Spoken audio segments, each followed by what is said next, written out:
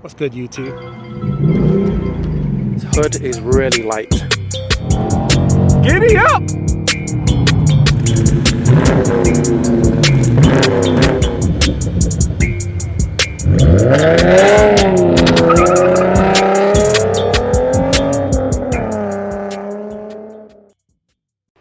If you haven't already, be sure to subscribe to the channel and make sure that you hit the notification bell so that you can be alerted of any new uploads that I do, and hit the like because it helps the channel to grow. On with the video.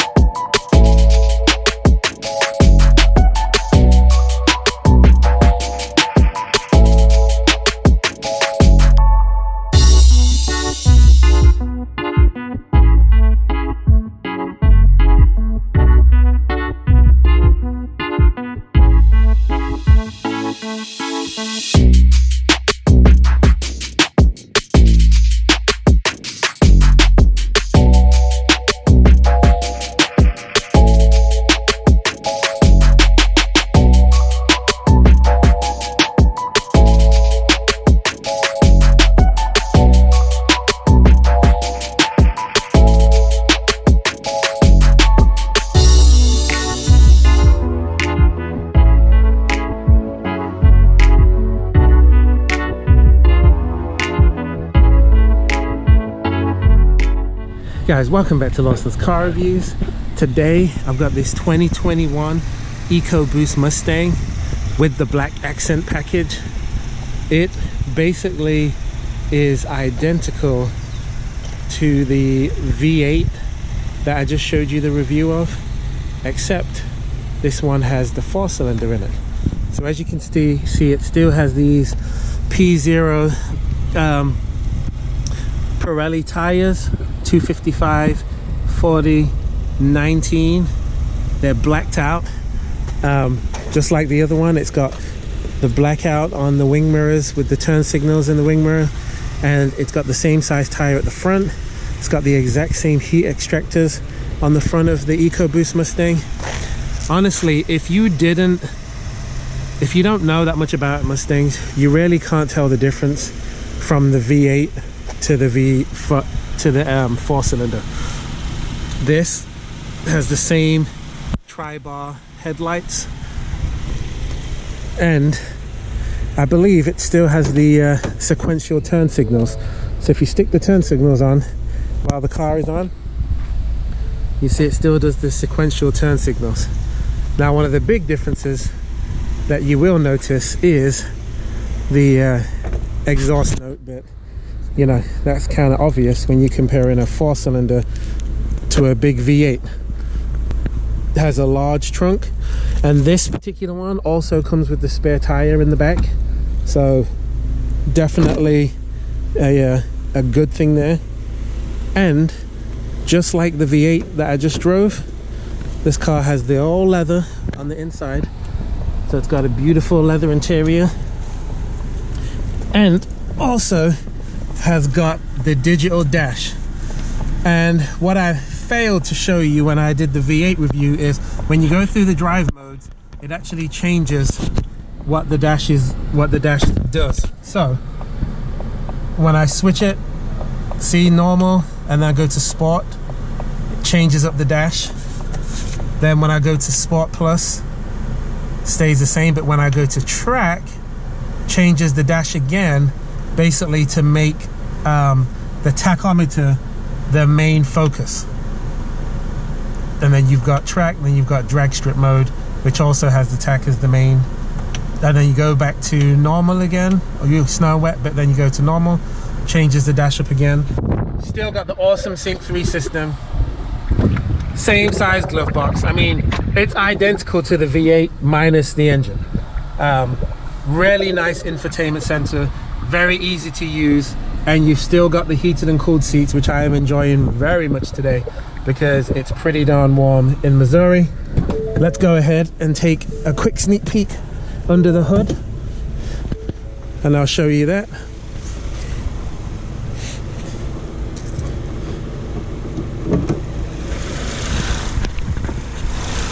So, unlike the V8, it has a very small engine, a 2.3 liter EcoBoost engine, which it might sound small, but it actually punches quite a punch. It actually packs quite a punch. Getting my words tongue-tied. So it makes 310 horsepower and 350 foot-pounds of torque.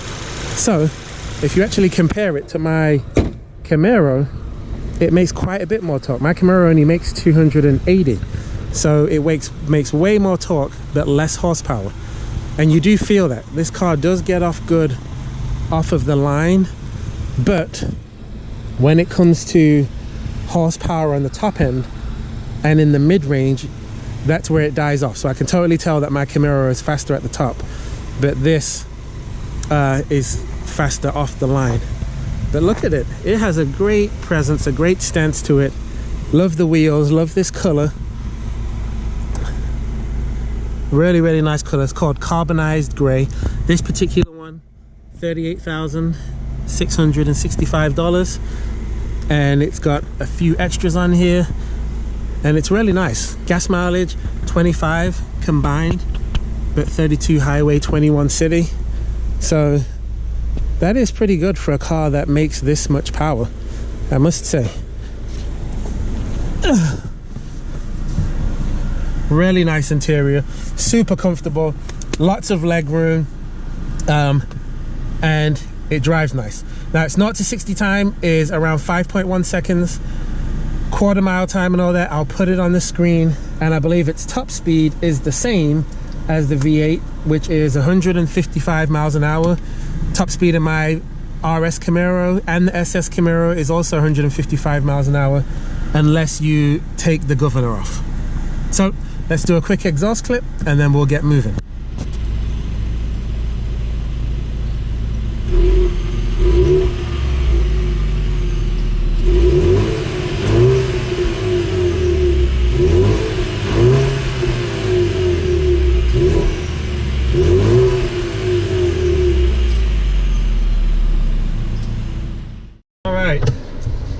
Take this thing for a spin.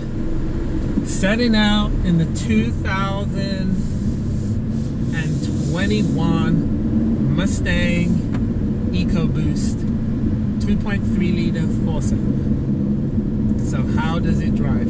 I've been driving it for about 10-15 minutes already. It drives super smooth. This particular model comes with their 10-speed automatic. You can get it with a manual. But I'll be honest with you, if you're wanting to drag race, or if you're wanting to really put the car through its paces and get consistent times off the line, you might as well go with the 10-speed at this point. One, the automatic gets better gas mileage, and two, it's faster because it can shift way faster than any human can shift anyway. It's not as fast shifting as, say, a dual clutch transmission, but it shifts way faster than what a person can. I've driven the 10-speed automatic in the V8, and it's exactly the same. Shifts super quick. No different than, say, the ZF8 speed in the Chargers and Challengers. So it's just a super fast shifting transmission. The only gripe that I still have, and this is probably my 6th EcoBoost that I've driven, my only gripe with the transmission is sometimes when you are going at low speeds, just around town, there's so many gears that sometimes it's like the transmission doesn't know what gear to be in. So that's the one downfall. And I will say this too, the car does have some turbo lag. There's no doubt about it. So there are kind of like, how do I explain it? There's dead spots in the power. So you can be driving, just milling along, and then you put your foot down and it feels like the car's not doing anything. Or you can be wanting to pass someone at around, let's say 70 miles an hour, put your foot down and it feels like the car is not moving. So there are some dead spots. He doesn't do it all the time, but he definitely does it sometimes, and it's very noticeable. Okay, let me pull over here real quick, and I am going to do a quick launch in this Mustang. Off the line. Okay, you ready? 1, let's see how fast it takes to get 60. 2, 3, let's go.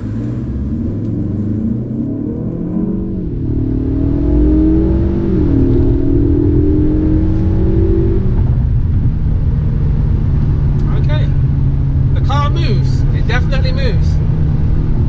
And when you're in track mode, when it downshifts, it actually makes a pretty cool noise. So, and the car also has paddle shifters, so that is also a nice touch. And I will say this, when you shift gears with the paddle shifters, I would actually say that it shifts gear crisper and faster than what it does in my Camaro. This 10-speed is definitely a better transmission than what the 8-speed in my Camaro is. Now the paddles are kind of small and dinky, but they're small in the Camaro too, and I bought paddle shifter extensions to make it bigger, and so that you can hit the paddles when you're in the turns. But these particular paddles, yeah, they're pretty small in general, but the car drives really nice though. The main reason that I'm actually doing this review is because someone who follows me on Instagram reached out to me and was asking me about whether he should get an EcoBoost or whether he should get a Camaro, and I hadn't had an EcoBoost on the channel yet, and I wanted to give a perspective of both. So I said, hey, let me go ahead and do this review for him so he can see exactly what it drives like.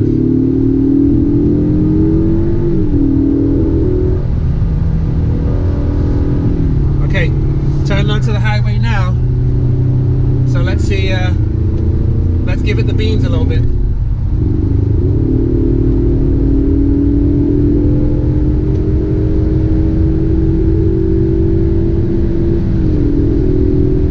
Okay, so I would definitely say this, and I know I said it at the beginning of the video, but nothing has changed.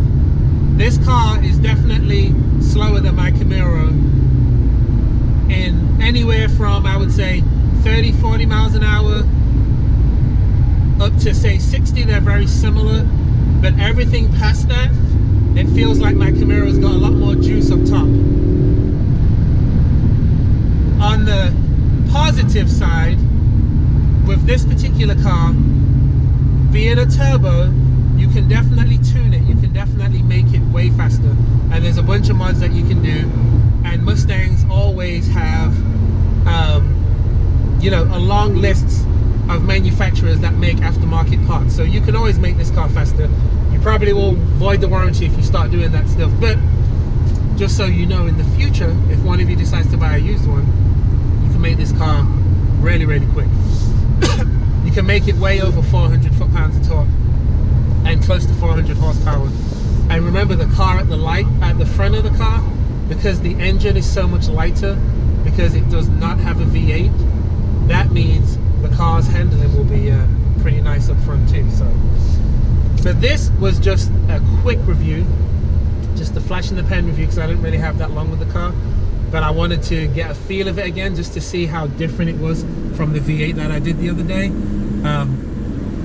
I still really like driving these. I still think that out of the Camaro and the Challenger and the Mustang, this is the best daily driver overall, because of the comfort, the trunk space, all the other goodies that you get with it. It's definitely the best overall. The Camaro is still the better handling, you still get better steering feel from that vehicle, and it's still the better overall sports car.